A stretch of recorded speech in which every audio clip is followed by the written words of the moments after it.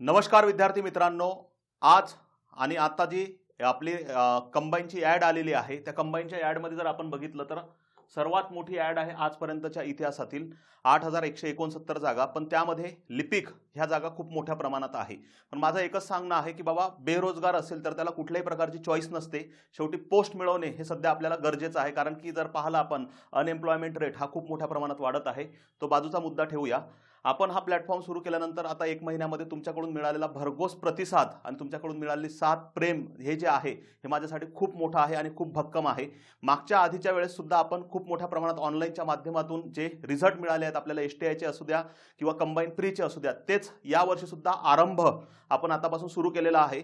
आणि एक म्हणतो ना आपण की एक वेळ ॲड आल्यानंतर पूर्णपणे आपण जागृत होतो, त्याच अँगलने आपण आता जागृत झालेलं असं समजायचं आणि पुढील सर्वच दिवस शेवटच्या दिवसापर्यंत मी तुमच्या सोबत असणार आहे। आज सोबतच आपण जेवढ्या कमिट्या असतील त्यांचे रिपोर्ट असतील, त्यानंतर PYQ सेशन असतील, जे काय असेल तुमच्यासाठी जेवढं करता येईल माझ्याकडून मी तेवढं तुमच्यासाठी करणार आहे, हे 100% लिखित आहे। तर सर्वात आधी आपण सुरुवात करूया, जो श्री गणेशा म्हणू शकतो आपण आणि सुरुवात म्हणू शकतो आपले कंबाईन पूर्व परीक्षा अर्थव्यवस्था अभ्यासक्रम विश्लेषण। याच्या आधी आपण एक मेन्सचा सिलेबस जेव्हा आला होता तेव्हाच ते विश्लेषण सोडलं होतं, पण मधात काहीच नव्हतं, वातावरण शांत होतं, त्यामुळे आपण काहीही केलेलं नाही। पण आतापासून आता समोर जे आहे यामध्ये आपण खूप मोठ्या प्रमाणात आता भर देणार आहे। तर पहिलाच भाग जो आहे आपला विश्लेषणाचा, कारण की विदाऊट विश्लेषण आपण समोर जाऊ शकत नाही। तर आयोगाचा सिलेबस आधी पाहूया की जो भारतीय अर्थव्यवस्था या नावाने आयोगाने दिलेला आहे। तर यामध्ये पहा, पहिलाच घटक आपल्याला राष्ट्रीय उत्पन्न दिलेला आहे, त्यानंतर दुसरा शेती, उद्योग, परकीय व्यापार, बँकिंग, लोकसंख्या, दारिद्र्य व बेरोजगारी सोबतच दिलेला आहे, मुद्रा आणि राजकोषीय नीती आणि हा इत्यादी, हा डेंजर पॉइंट आहे आणि हा इत्यादी डेंजर आहे। त्यानंतर शासकीय अर्थव्यवस्था, अर्थसंकल्प, लेखा व लेखा परीक्षण हे घटक आपल्याला दिलेले आहेत। याचा टोटल मायक्रो अनालिसिस तुमच्यासोबत मी डिस्कस करेल। हा झाला सिलेबस, पण या सिलेबस पेक्षा महत्त्वाचं आहे की आपल्याला मुख्य भर कुठं द्यायचा आहे आणि ते तुम्हाला मी पूर्णपणे ॲनालिटिकल आणि माझे जे विश्लेषण मी जेवढे पेपरसाठी विश्लेषण केले आतापर्यंतचे त्या अँगलने तुम्हाला सांगणार आहे। कारण की आपण राष्ट्रीय उत्पन्न हा पहिलाच घटक आहे आणि वाचत बसतो खूप मोठ्या प्रमाणात, पण राष्ट्रीय उत्पन्नावर प्रश्न किती येतात ते जर विश्लेषणात पाहिले तर ते आपल्याला महत्त्वाचं ठरते। म्हणजे आपल्याला प्रश्न जातात वेगळ्या अँगलनं आणि आपण सिलेबसनुसार जर गेलो ते एक प्रॉब्लेम आहे। मग आपण इथं एक थेअरी किंवा आपल्याला एक टेक्निक्स डेव्हलप केलेली आहे, मॅक्झिमम कडून आपण मिनिमम कडे गेलो पाहिजे। जिथं की मॅक्झिमम प्रश्नांची संख्या आहे ते टॉपिक आपल्या पहिल्या रडारवर असावेत, जे की आपल्याला ॲनालिसिस मधून भेटत असतात। तर सर्वात मोठा सिलेबस जो दिसतो यामध्ये तो आहे शासकीय अर्थव्यवस्था राजकोषीय नीतीचा, म्हणजे हा भाग, याला म्हणूया आपण कर आणि सार्वजनिक वित्ताचा भाग। आपण त्यामध्ये सुद्धा विश्लेषण पाहू मागच्या काही काळामध्ये, तिथं जर पाहिलं तर प्रश्न हे खूप रिपीटेड आणि काही टॉपिकवर हे खूपच रिपीटेड प्रश्न आहेत, ते टॉपिक तुमच्या पहिल्या रडारवर असावेत। इत्यादीच्या आधारे सुद्धा आपल्याला काही घटक करायचे आहेत, ते ॲनालिसिसच्या नुसार मी तुमच्यापर्यंत पोहोचवणार आहे। तर आधी सिलेबसनुसार जाऊया आणि शेवटी मी तुम्हाला कुठल्या पॉईंटवर फोकस जास्त करायचे ते सुद्धा टॉपिक सांगतो। तर सर्वात आधी बघा आरंभ, तर बघा राष्ट्रीय उत्पन्न यामध्ये सर्वाधिक जे प्रश्न विचारले ते सर्वाधिक प्रश्न आहेत आकडेवारीच्या बाबतीत। पहिला पॉईंट इथंच क्लिअर करतो।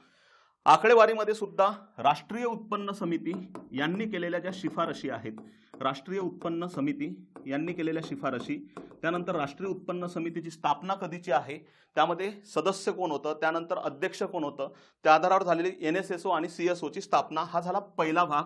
त्यानंतर राष्ट्रीय उत्पन्नामध्ये कृषी क्षेत्राचा वाटा, उद्योग क्षेत्राचा वाटा आणि सेवा क्षेत्राचा वाटा।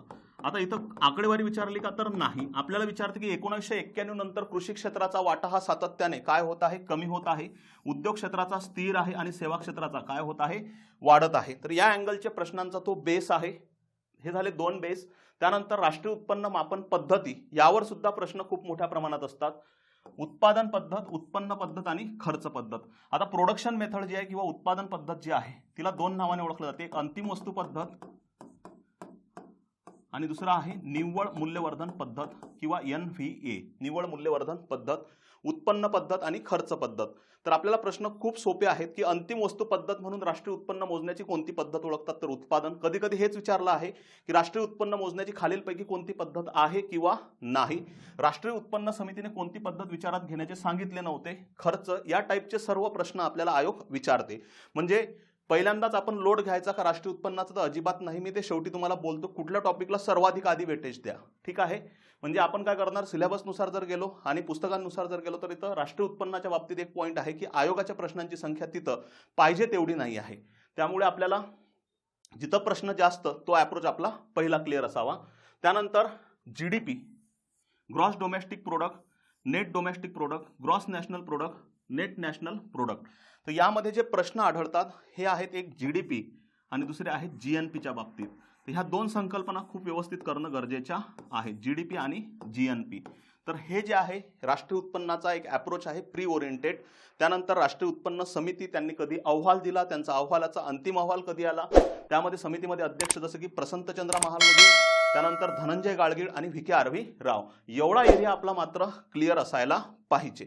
या व्यतिरिक्त सहसा माझ्या अनालिसिसमध्ये प्रश्न आढळत नाहीत, जे की मागचे सर्व पेपर सेट पाहिल्यानंतर. नेक्स्ट आहे शेती. आपल्या सिलेबसमध्ये दुसराच घटक दिलेला आहे शेतीचा. तिसरा कुठला आहे, उद्योगचा. तर शेतीमध्ये पहा, शेतीमध्ये कंपल्सरी मागच्या काही एक्झाम्समध्ये कंपल्सरी 1 किंवा 2 हे प्रश्न आढळत आहेत. 1 किंवा 2 हे प्रश्न आढळतात. 2 पॉईंट लक्षात घ्या, शेतीमध्ये जर तुम्ही पंचवार्षिक योजना डिटेल केलेल्या असतील तर शेतीचा प्रश्न तसाच सुटतो तुमचा. म्हणजे वेगळं शेती तुम्हाला वाचण्याची गरज पडत नाही. जर पंचवार्षिक योजना डिटेल म्हणत आहे, एकदम वरून वरून नाही, जे की उद्दिष्ट वगैरे त्यानंतर टार्गेट अचिव्हमेंट्स त्या अँगलने नाही, प्रत्येक 5 वर्षामध्ये काय झालं, तर शेती तुम्हाला वेगळं काही करण्याची गरज पडत नाही. जसं की हरित क्रांती हे तिसऱ्या पंचवार्षिक योजनेनंतर आपल्याला 100% मिळते, हरित क्रांतीचा पूर्ण एरिया. त्यानंतर पहा शेती संदर्भातली आकडेवारी, शेतीचा राष्ट्रीय उत्पन्नातील हिस्सा, त्यानंतर निर्यातीतील हिस्सा, निर्यात कोणत्या वस्तू करतो आणि आयातीमधला हिस्सा, हा एक पॉइंट. त्यानंतर रोजगारामधला हिस्सा. आता इथं थेट आकडेवारीचे प्रश्न मागच्या काही पेपरमध्ये आढळत नाहीत, थोडे टेक्निकल प्रश्न विचारतात की बाबा शेतीमध्ये उत्पादकता वाढवण्यासाठी किंवा उत्पादन वाढवण्यासाठी खालीलपैकी कोणते घटक महत्त्वाचे, जसं की सिंचन आहे, त्यानंतर वेगवेगळ्या संस्था महत्त्वाची भूमिका बजावतात. त्या अँगलचे थोडे लॉजिकल आणि टेक्निकल प्रश्न आहेत जे की सुटू शकतात आपल्याला थोडंफार नॉलेज व्यवस्थित असलं तरी. त्यानंतर हरित क्रांती, हरित क्रांतीनंतर कुठलं उत्पादन आपलं वाढलं तो एक पॉईंट आपल्याला माहीत पाहिजे. त्यानंतर हरित क्रांतीनंतर सर्वाधिक उत्पादन वाढ दर्शवणारा जे पीक आहे ते कुठलं आहे, गहू आहे. एकूण प्रोडक्शन जे वाढलेलं आहे ते कुठलं आहे, तांदूळाचं आहे. तर हे हरित क्रांतीच्या बाबतीत आपल्याला माहीत पाहिजे. त्यानंतर हरित क्रांती या बाबतीत त्याचे जनक कोण आहे, जागतिक जनक भारतातले कोण आहे, त्यानंतर महाराष्ट्रामध्ये कोण आहे, तर हा एक भाग आपल्याला माहीत असला पाहिजे. हरित क्रांतीनंतर 6व्या पंचवार्षिक योजनेमध्ये आपण अन्नधान्याच्या बाबतीत काय झालेलो आहे, स्वयंपूर्ण, हा एक पार्ट माहीत पाहिजे. त्यानंतर कर्जाच्या मुदत, कृषी कर्जाच्या मुदत. यापूर्वी कृषी कर्जाच्या मुदतवर जे प्रश्न विचारलेले आहेत ते दीर्घ मुदतीचं कर्ज या बाबतीतच विचारलेले आढळतात. त्यानंतर कर्जबाजारीचे कारणे, कर्जबाजारीपणा जे आहे त्याचे काही कारणं सुद्धा आपल्याला टेक्निकल आणि लॉजिकल प्रश्न विचारते. तर कृषीमध्ये बऱ्यापैकी हा एक बेस व्यवस्थित, हरित क्रांती आणि जर 5 इयर प्लॅन व्यवस्थित केला, आपण टेक्निकली व्यवस्थित डिटेलमध्ये जर केलं तर इथं शेती असं काही वेगळं करण्याची आवश्यकता पडत नाही. नेक्स्ट घटक आहे उद्योग. उद्योगवर मागच्या काही काळामध्ये प्रश्न जे आहेत हे थोडे कमी आढळतात. 18च्या पूर्वीच्या पेपरमध्ये जर आपण पाहिले, 18च्या आधीचे जे पेपर आहेत तिथं उद्योग क्षेत्रावर थोडे प्रश्न जास्त आहेत, पण 18च्या नंतरचे जे पेपर आहेत तिथं उद्योगांवर प्रश्नांची संख्या थोडी कमी आहे. परंतु उद्योग आपल्याला सोडायचा का अभ्यास करताना, अजिबात नाही, तो आपल्याला करावाच लागतो. कारण की उद्योग हा असा घटक आहे की त्यामध्ये आपल्याला नेहमी काही बदल होत राहतात. नेहमी काही करंटमध्ये जे बदल होतात, तर पहिला पॉईंट लक्षात घ्या, औद्योगिक धोरण हा स्टॅटिक भाग आहे. औद्योगिक धोरणामध्ये 2 लक्षात ठेवा, एक महाराष्ट्राचे आणि दुसरे भारताचे. महाराष्ट्राचं करंटमधलं औद्योगिक धोरण करायचं, नेहमीसाठी लक्षात ठेवा 2019 ते 2024 वाला हे औद्योगिक धोरण आपल्याला व्यवस्थित माहीत असावं. परंतु भारताचे जे औद्योगिक धोरण आहेत हे 3 प्रमुख धोरणं चांगले करणं गरजेचे आहेत. 48चं, 1956चं आणि 1991चं. या तिन्ही धोरणांमध्ये हे 2 धोरणं थोडे व्यवस्थित करणं गरजेचं आहे. पुन्हा इथं तोच पॉईंट जातो, ज्यांचे 5 इयर प्लॅन चांगला आहे तर दुसऱ्या पंचवार्षिक योजनेमध्ये 56चं औद्योगिक धोरण येते आणि तिसऱ्या पंचवार्षिक योजनेमध्ये 8व्या पंचवार्षिक योजनेच्या आधी म्हणजे वार्षिक योजना जी आहे तिथं 91चं औद्योगिक धोरण येते. पण तिथं पुन्हा हाच बेस आहे की बाबा पुन्हा ते करायचं का, तर हा पण एक पॉईंट लक्षात ठेवा. ज्यांचं 5 इयर प्लॅनवर कमांड असेल तर ते 5 इयर प्लॅनमध्ये सुद्धा कव्हर होतात. औद्योगिक धोरणामध्ये हा एक पॉईंट लक्षात ठेवा, MSME ऍक्ट यामध्ये आता करंटमध्ये सुधारणा झालेली आहे. Micro small medium enterprises act हा कधीचा आहे? 2006चा आहे. केव्हाचा आहे? 2006चा आहे. यानुसार मायक्रो स्मॉल मीडियम एंटरप्राइजेस यांच्या कायद्यामध्ये काय केलेली आहे? सुधारणा केलेली आहे. यांच्या कायद्यामध्ये काय केलेली आहे? सुधारणा. तर ही सुधारणा करंट अप्रोचला आपल्याला अतिशय महत्त्वाची आहे. MSME ऍक्टमध्ये काय सुधारणा करण्यात आली? तर हा करंटमध्ये आपल्याला हे जे बदल आहेत, MSME मायक्रो कोणाला म्हणणार? कारण की आधीची हे जे होती क्रायटेरिया तो फक्त गुंतवणुकीवर होता. आता नवीन क्रायटेरिया जो आहे हा गुंतवणूक प्लस उलाढालीवर आहे.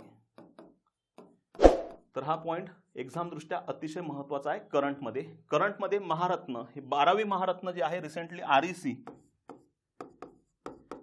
रुरल इलेक्ट्रिफिकेशन कॉर्पोरेशन यांना 12वी महारत्न म्हणून दर्जा मिळाला. जे की महारत्न दर्जा हा केव्हा सुरू झाला? 2010ला. नवरत्न आणि मिनिरत्न हा कधी सुरू झालेला? 1997ला. तर महारत्न दर्जा हा निकष प्राप्त करण्यासाठी कोणता क्रायटेरिया आहे तो एक भाग आपल्याला क्लिअर असावा. आणि नवरत्न मिनिरत्न थोड्या प्रमाणात किती कंपन्या आहेत ते माहीत असावं. डिटेलमध्ये कुठलं माहीत असावं? महारत्न, कारण करंटमध्ये ते चर्चेत खूप मोठ्या प्रमाणात आहे. इंडेक्स ऑफ इंडस्ट्रियल प्रोडक्शन या बाबतीत सहसा आधारभूत वर्ष आयोगानं विचारलेलं आहे, जे की 2012चा आहे. 2012 सिंगल डिजिटमध्ये 12 आणि डबल डिजिटमध्ये जर विचारलं तर 2011-12. तर हा एक भाग व्यवस्थित लक्षात ठेवणं गरजेचं आहे. उद्योगमध्ये हा पार्ट तुमचा सरळ सरळ फोकस पॉईंट असावा हे माझं तुम्हाला सांगणं आहे. नेक्स्ट आहे परकीय व्यापार. परकीय व्यापार सुद्धा आपल्या सिलेबसमध्ये आहे. परकीय व्यापारमध्ये काही संकल्पनांवर प्रश्न मागच्या काही एक्झाम्समध्ये आढळतात, ज्यामध्ये पहिला आहे व्यवहारतोल संकल्पना, म्हणजे त्याला आपण म्हणतो balance of payment. Balance of payment ज्या नोंदी द्विनोंद पद्धतीवर आधारित आहे. द्विनोंद पद्धत बॅलन्स ऑफ पेमेंटमध्ये म्हणजेच ज्याला आपण काय म्हणू शकतो? रिसिप्ट आणि पेमेंट. हा एवढा मायक्रो लेवलचा प्रश्न विचारला, हा कुठंच कव्हर झालेला दिसत नाही आपल्याला आपल्या रेफरन्सेसमध्ये. असे प्रश्न आयोग थोडे टॅकल करते की तिथं तुमची कन्सेप्टच क्लिअर पाहिजे, तेव्हाच तो प्रश्न अटेम्प्ट होऊ शकतो. म्हणून परकीय व्यापार हा जो घटक आहे यामध्ये करताना पहिला कन्सेप्च्युअल बेस चांगला क्लिअर करा, कारण की प्रश्न दिसतात आकडेवारीचे, पण अधूनमधून जर असा एखादा कन्सेप्च्युअल प्रश्न सोडला तो आपल्या हातातली जाण्याची शक्यता असते. त्यानंतर व्यापारतोल संकल्पना काय आहे? Foreign direct investment, foreign institutional investor. तर FDI प्लस FII या व्यतिरिक्त वेळ मिळाला तर FPI आणि QFI करून ठेवावे. एक्झामला येण्याची शक्यता इथं कमी आहे. पण प्रश्न जे आहेत हे FDI आणि FII संकल्पनेवर येतील. FDI बाबत दुसरा पॉईंट लक्षात ठेवा, करंटमध्ये FIPB बोर्ड जे आहे ते रद्द केलं. FIFP एक पोर्टल आणलेलं आहे, FIFP foreign investment facilitation portal. हे कधी आणलेलं आहे? 2017. FIPB बोर्ड हे 91चं होतं, हे कधी रद्द केलं? 2017ला. हे करंटमधले थोडे पॉईंट चांगले व्यवस्थित लक्षात ठेवा की ते चर्चेत नाही आहेत पण आयोगाचे हिडन एरिया असू शकतात. त्यानंतर पहा आकडेवारी. FDI आणि FII मध्ये सर्वाधिक आकडेवारी जी करायची आहे ती FDIची. आता एक दुसरा पॉईंट लक्षात घ्या, ॲनालिसिसमध्ये एक पॉईंट आढळतो की आकडेवारी कुठली केली पाहिजे. तर आपला पेपर जर 2023ला असेल तर मागच्या 3 वर्षाची आकडेवारी खूप व्यवस्थित करावी. 2019ची, 2020, 2021 आणि 2022. 22ची ओझरती असावी, पण 19, 20 आणि 21 ही आकडेवारी चांगली व्यवस्थित करा. बाकीची जी आकडेवारी आहे ती ओझरती करा, पण 19, 20, 21 इथं सर्वच तुमचं पाठ असलं पाहिजे. FDI कोणत्या देशातून आला, त्याचे क्रम, कोणत्या क्षेत्रात आलं, तर सहसा सर्व्हिस सेक्टर हे आपण पाहतो. आयोगाने मागच्या वेळेस काय केलं? मायक्रो एरिया विचारला. मायक्रो एरिया माहित पाहिजे की क्षेत्रामध्ये सुद्धा आतमध्ये कुठं येते. त्यानंतर कोणत्या क्षेत्रात आणि कोणत्या देशातून कोणत्या क्षेत्रामध्ये आणि कोणत्या राज्यात सर्वाधिक आहे, तर हा एक भाग आपल्याला माहित पाहिजे. नेहमी आपण महाराष्ट्र म्हणतो, मागच्या काही डेटामध्ये गुजरातमध्ये आढळतो एका वर्षासाठी. मग आपण काय करणार? महाराष्ट्र टोटल डोक्यात ठेवणार आणि आयोग बरोबर गुजरातचं विचारायचं, तेच आपल्या हातातलं जायचं. म्हणून असा थोडा मायक्रो डेटा जो आहे हा आपल्या हातात आला पाहिजे. करंट अकाउंट डेफिसिट ही संकल्पना सहसा मेन्सला इम्पॉर्टंट आहे, पण आला एखाद्या वेळेस प्रीला प्रश्न तर एक पॉईंट लक्षात ठेवा, कॅटची कारणं, कॅटचे परिणाम आणि उपाय, हे 3 पॉईंट चांगले लक्षात ठेवा. आकडेवारी, इतर आकडेवारी जी आहे तर ती कोणत्या वस्तूंची आपण आयात करतो, कोणत्या देशामधून करतो, त्यांचे काय माहिती पाहिजे, क्रम, आणि कोणत्या सेवांची. ओके. अवमूल्यन. अवमूल्यनाच्या बाबतीत अवमूल्यनाचं उद्दिष्ट जे की निर्यातीला चालना देणे, आयातीत घट करणे, एकूण अवमूल्यनासाठी झालेले प्रयत्न 3 वेळा झाले, 49, 66, 91. याचे पर्सेंटेज आयोगाने कधी कधी विचारलेले आहेत, जे की 30.5, 36.5 आणि 22%. आयोगाचं उत्तर एक वेळ 22%, एक वेळ 18% आहे. रेफरन्सेसमध्ये बऱ्यापैकी आपल्याला किती आढळते, 20%. म्हणून थोडं पेपर सेट अनालिसिस इथं महत्त्वाचं आहे. 18 आणि 22%चा भाग आपल्याला थोडा महत्त्वाचा आहे. हा पॉईंट चांगला लक्षात ठेवा. आयोगाने हे उत्तर दिलेले आहेत. त्यानंतर परकीय चलनसाठा फॉरेक्स, जो की फॉरेक्स आता काही काळ मागच्या आपला वाढला होता, त्यामुळे बऱ्यापैकी आपण परकीय चलनसाठा आपल्याला काही विचारणार नाही किती वाढला, काय वाढला, पण आपल्याला निश्चित हे विचारू शकेल की भारत हा कितव्या क्रमांकात आहे फॉरेक्स रिझर्व्हमध्ये सध्या, ते की इकॉनॉमिक सर्वेच्या आधारावर आपल्याला ते मिळू शकते.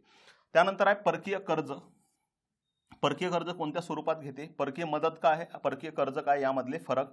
आणि परकीय व्यापार धोरण 2021 ते 26 जे की हरदीप सिंग पुरी, पहिल्यांदा वाणिज्य राज्यमंत्र्यांनी हे जाहीर केलेलं आहे.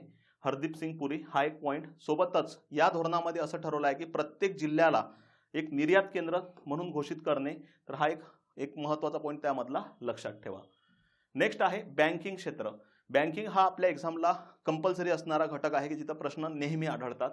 तर बँकिंगमध्ये पहा 47 ते 90च्या दरम्यानची बँकिंग, यामध्ये बँकिंग नियमन कायदा 1949चा, बँकिंग रेग्युलेशन ॲक्ट कधीचा आहे, 1949. त्यानंतर 1951ची एडी गोरवाला समिती यांच्या शिफारशी माहीत पाहिजे. त्यानंतर SBI ॲक्ट 1955चा, SBI मध्ये विलीन झालेल्या बँका, SBI संलग्न बँका 5 आणि एक महिला बँक, ते माहिती पाहिजे. 1959चा SBI संलग्न कायदा. आता हा कायदा रद्द झाला कारण की ह्या बँका पूर्णपणे कोणामध्ये विलीन झाल्या, SBI मध्ये. त्यानंतर आहे 1961चा बँकिंग अमेंडमेंट्स ॲक्ट. करंटमध्ये जेवढे आपल्या विलिनीकरण चालू आहे त्याबाबतचा हा कायदा. 1964चा IDBIची स्थापना केली, जे की आपण कॅनडाकडून हे मॉडेल स्वीकारलं होतं. IDBIची 51% मालकी रिसेंटली कोणी खरेदी केलेली आहे, LICने. तो एक भाग आपल्याला क्लिअर असायला पाहिजे. त्या व्यतिरिक्त 1969च्या राष्ट्रीयकरण असेल,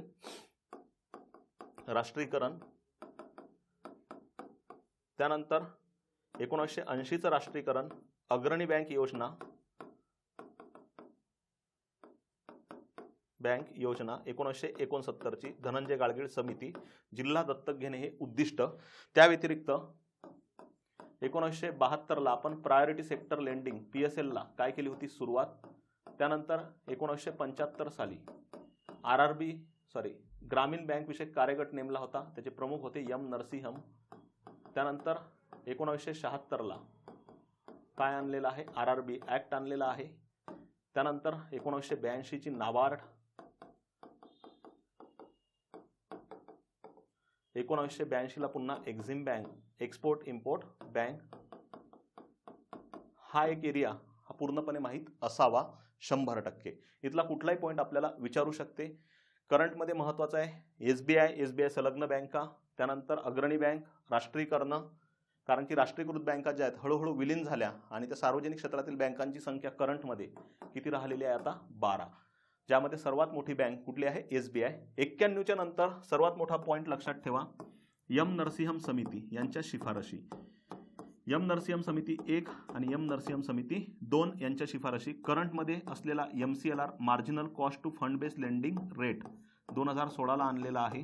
त्यानंतर बेसल निकष 3 हा आपल्याला इम्पॉर्टन्स आहे, बेसल निकष 3 हा व्यवस्थित करा. त्यानंतर UPI युनिफाईड पेमेंट इंटरफेस, भीम app, Kisan credit card KCC, आता रिसेंटली ते Kisan RuPay KCC debit card हे म्हणून ओळखल्या जाते, त्यामध्ये झालेला बदल करंटचा, तो एक भाग लक्षात ठेवा. NEFT national electronic fund transfer RTGS हे करंटमधले महत्त्वाचे पॉईंट आहेत. त्यानंतर NPCI national payment corporation of India हे करंटमधले काही महत्त्वाचे भाग लक्षात ठेवा. त्यानंतर जे नवीन बदल आहेत, जसं की कोर बँकिंग, हे मोठ्या प्रमाणात बँकिंग वाढलेली आहे. तर कोर बँकिंगचे प्रोडक्ट्स जसं की होम लोन आहे, कार लोन आहे, गोल्ड लोन आहे, तर हा एक भाग आपल्याला माहीत असावा बँकिंग अंतर्गत. ओके, नेक्स्ट आहे लोकसंख्या घटक. लोकसंख्यामध्ये महत्त्वाचे प्रश्न जे आहेत सर्वाधिक जे आढळतात ते धोरणांवर आढळतात आणि दुसरं आकडेवारीवर आढळतात. तर धोरणांवरचे प्रश्न आहेत, ते 2 धोरणं लक्षात ठेवा. 1976चं, जे की पहिलं लोकसंख्या विषयक धोरण आहे 16 एप्रिल 1976चं. आणि दुसरं जे आहे हे 15 फेब्रुवारी 2000चं. हे 2 लोकसंख्या विषयक धोरणं डिटेल माहीत असावे. त्यानंतर तुम्हाला सिद्धांतांमध्ये फ्रँक नॉटनस्टाईन यांचा सिद्धांत,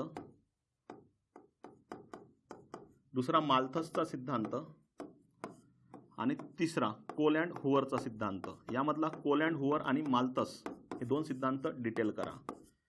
नेक्स्ट आहे संकल्पना, ज्यामध्ये जन्मदर काय आहे, मृत्यूदर काय आहे,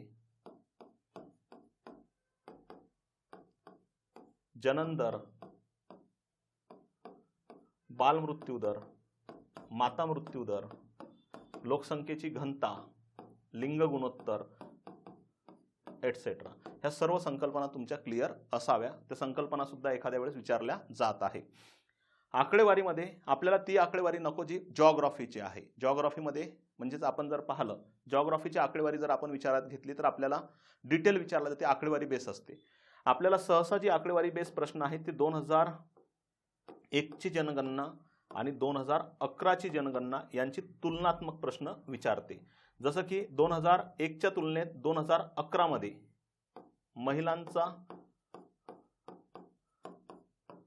पुरुषांच्या तुलनेत वृद्धी दर जो आहे हा कसा राहिलेला आहे, जास्त आहे.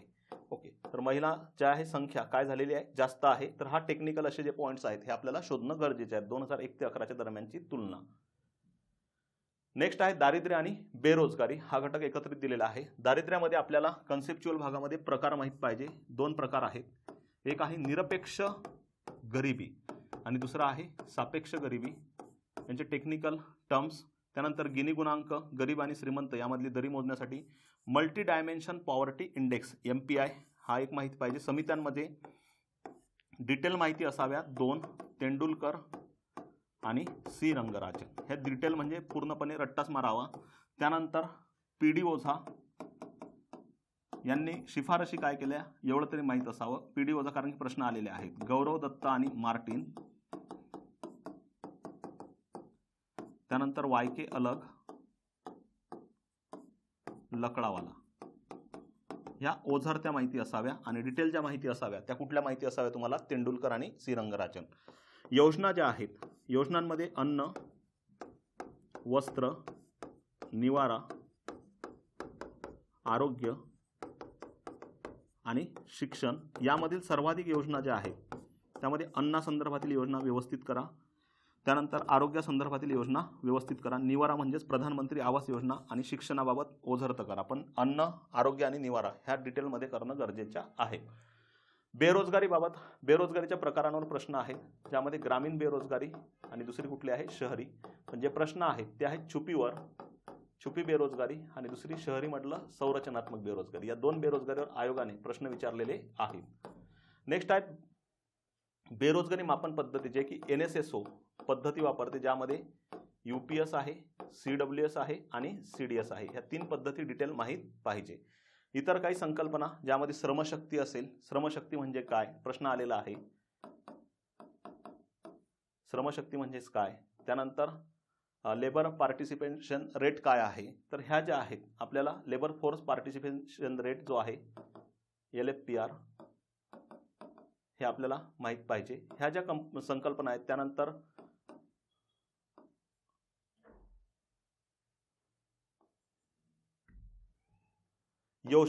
योजनांमध्ये एक पॉईंट लक्षात ठेवा, नरेगा 2000 ऍक्ट कधीचा आहे, 2005चा. त्यानंतर रोजगार हमी योजना,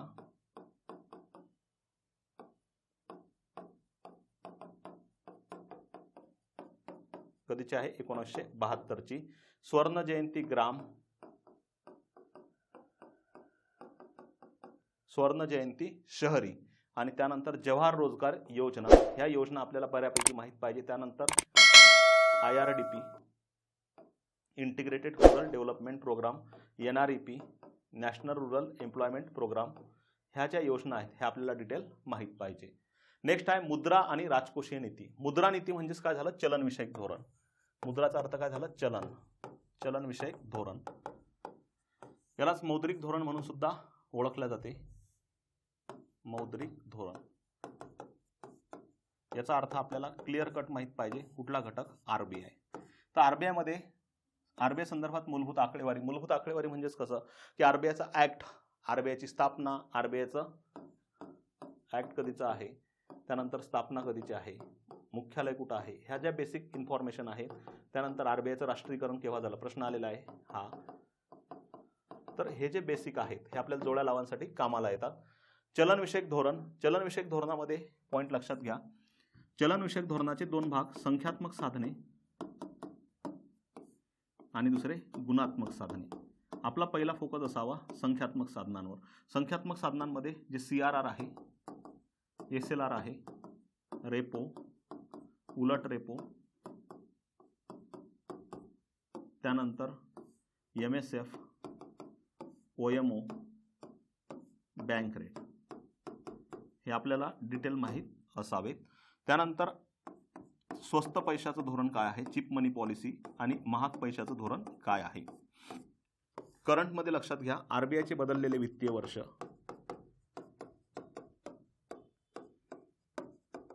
वर्ष जे की 1 जुलै ते 30 जून ऐवजी किती झाला, 1 एप्रिल ते 31 मार्च. त्यानंतर RBIचे गव्हर्नर शेवटचे 4, डेप्युटी गव्हर्नर करंटमधले 4,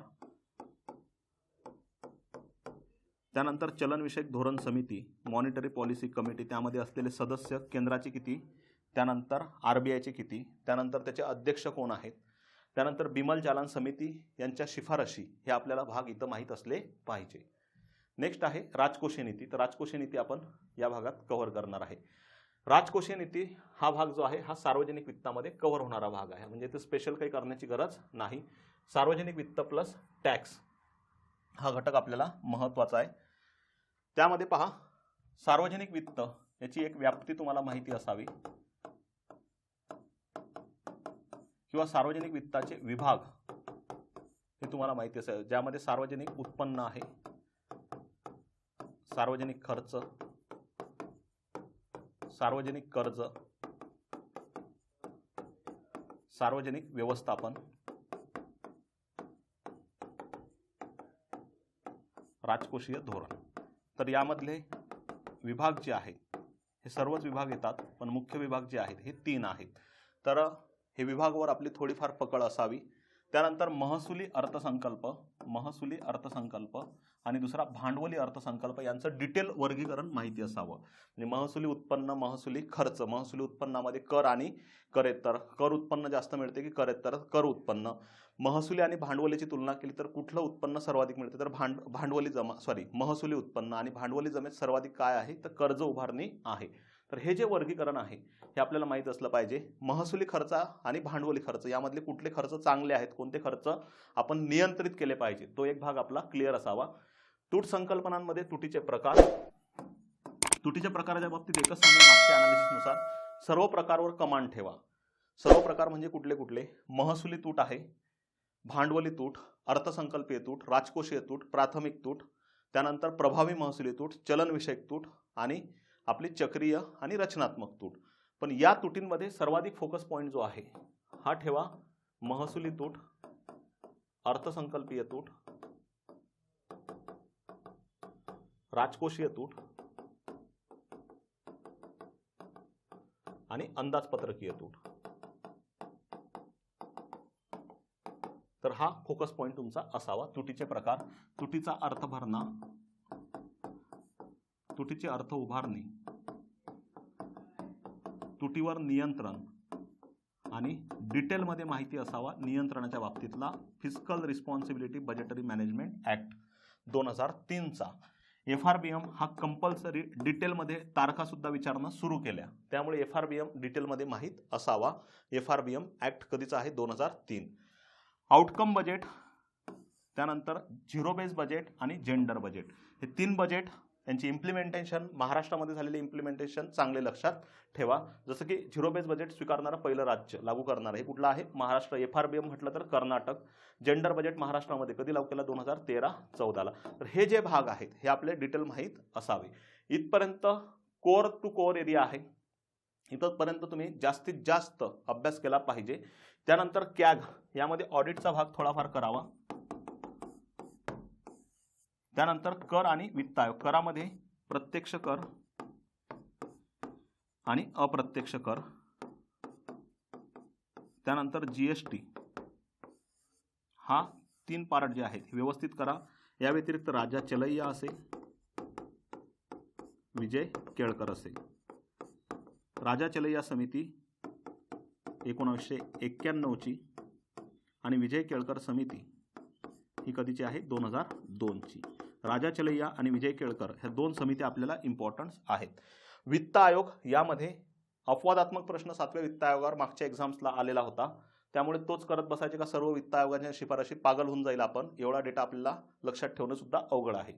तर वित्त आयोगाच्या बाबतीत एकच पॉईंट लक्षात ठेवा, 14वा आणि 15व्याची आकडेवारी व्यवस्थित करा आणि 15व्याला डिटेल करा. 15व्याचे अध्यक्ष कोण आहे, 4 सदस्य कोण आहे आणि सचिव कोण आहे, तर हा टेक्निकल पॉईंट चांगला लक्षात ठेवा. जसं की 15व्या वित्त आयोगाने निधी देताना सर्वाधिक भारांक हा कोणत्या घटकाला दिला होता? उत्पन्न अंतर. तर उत्पन्न अंतर याला किती दिलेलं आहे? 45%. तर उत्पन्न अंतर संकल्पना व्यवस्थित करा. त्यानंतर पहिले 4 राज्य ज्यांना निधी मिळाला, शेवटचे 4 राज्य ज्यांना निधी मिळाला, महाराष्ट्राला किती टक्के मिळाला, हा एक पॉईंट व्यवस्थित करणं गरजेचं आहे. तर या भागामध्ये आपलं जे आहे हे कोर टू कोर पार्ट झाले. आता या व्यतिरिक्त जे सिलेबसमध्ये नाहीत पण प्रश्न आलेले आहेत, असे पॉईंट्स आता सर्वात घातक असतात. सिलेबसमध्ये नाही पण तिथं प्रश्न आलेले आहेत आणि येत राहतात.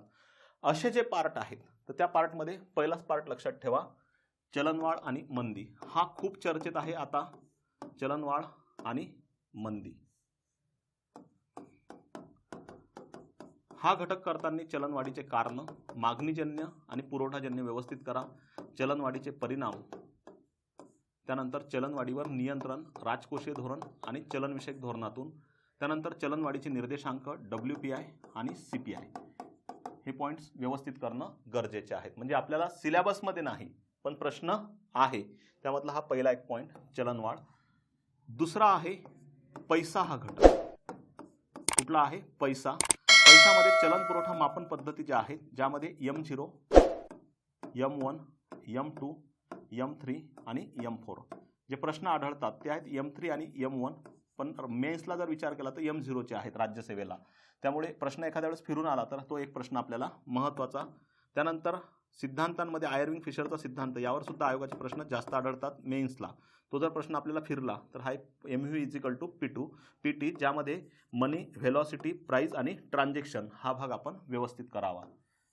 या व्यतिरिक्त पंचवार्षिक योजना ह्या डिटेलमध्ये करणं गरजेच्या आहे. सिलेबसमध्ये दिसत नाही पण प्रश्न आहे, त्यामधला हा एक हिडन एरिया आहे, 5 इयर प्लॅन.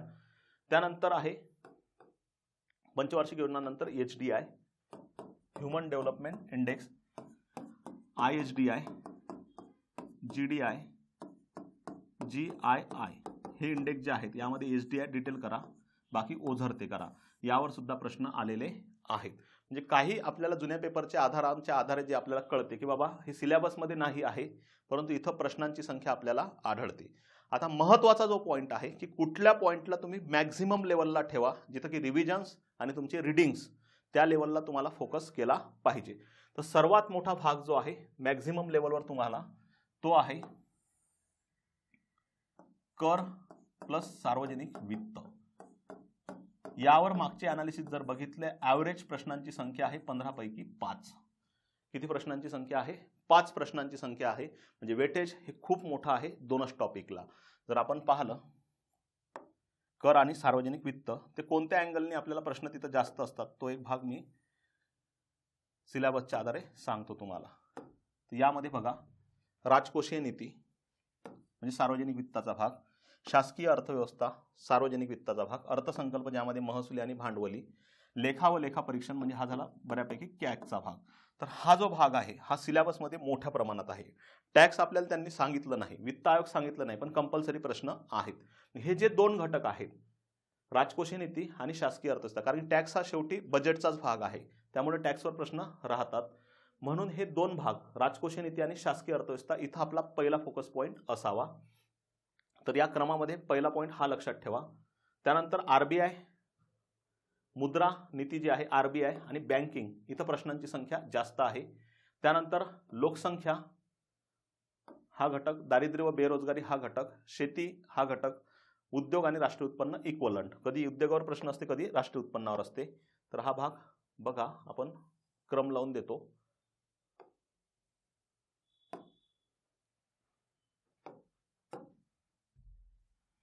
कर आणि सार्वजनिक वित्त हा पहिला भाग आपल्या फोकस पॉईंटमध्ये. दुसरा पॉईंट जो आहे तो असायला पाहिजे आपला RBI प्लस बँकिंग. आता RBI बँकिंग करताना हे हिडन एरियाज आहेत जिथं की सिलेबसमध्ये नाहीत पण प्रश्न आढळतात जुन्या पेपरमध्ये काही. तर चलनवाढ आणि पैसा हा कनेक्टेड ठेवा, कारण की हे यांना कनेक्टेड आहे, चलनवाढ आणि पैसा.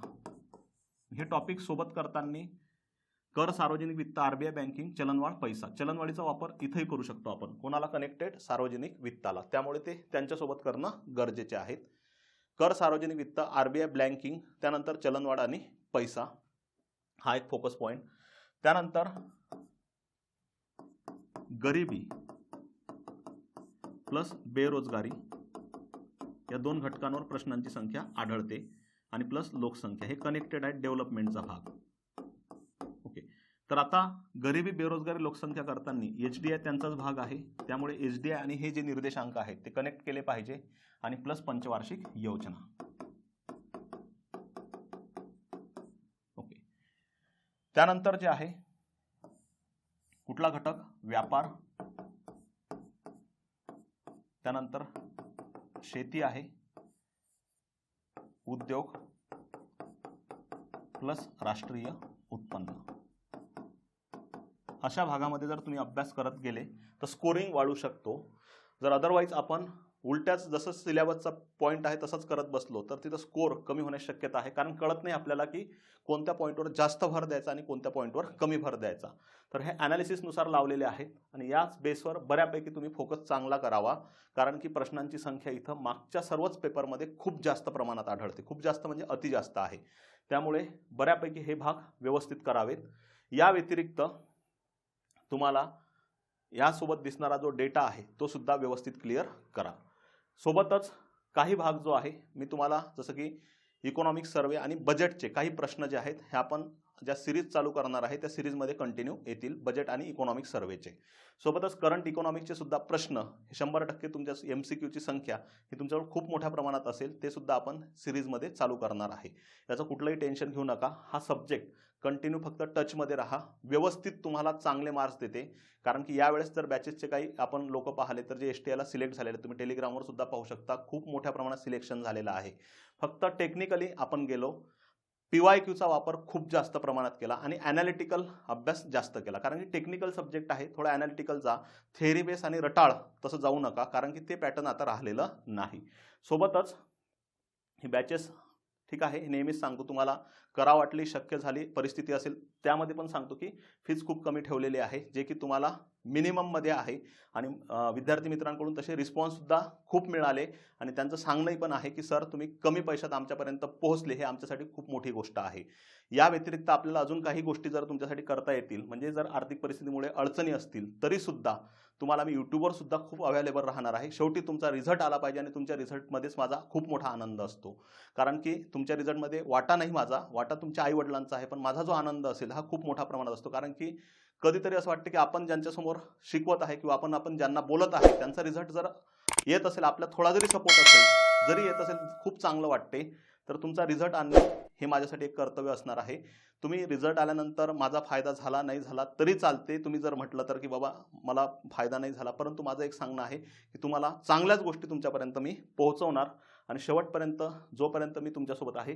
हा मोबाईल नंबर आहे, काही प्रॉब्लेम असेल तर हेल्पलाईनचा नंबर आहे 9970453207. तरीही तुम्हाला काही डाऊट्स असले तर माझा व्हॉट्सअप नंबर मी तुम्हाला देतो, यावर तुम्ही मेसेज करू शकता.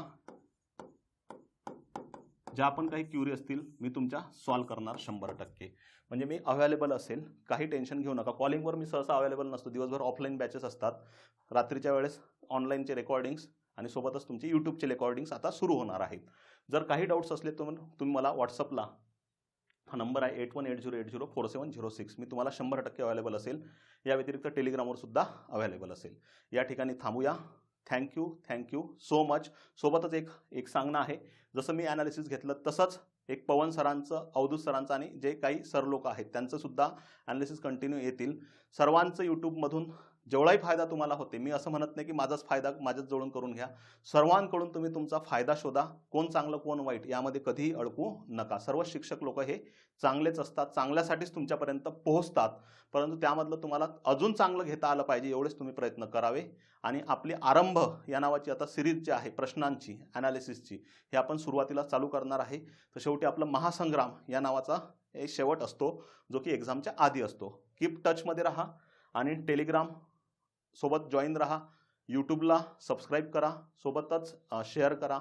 इतर जी गोष्ट आहे हे तुमच्यापर्यंत मी कंटिन्यू पोहोचत राहील. या ठिकाणी थांबूया. Thank you so much.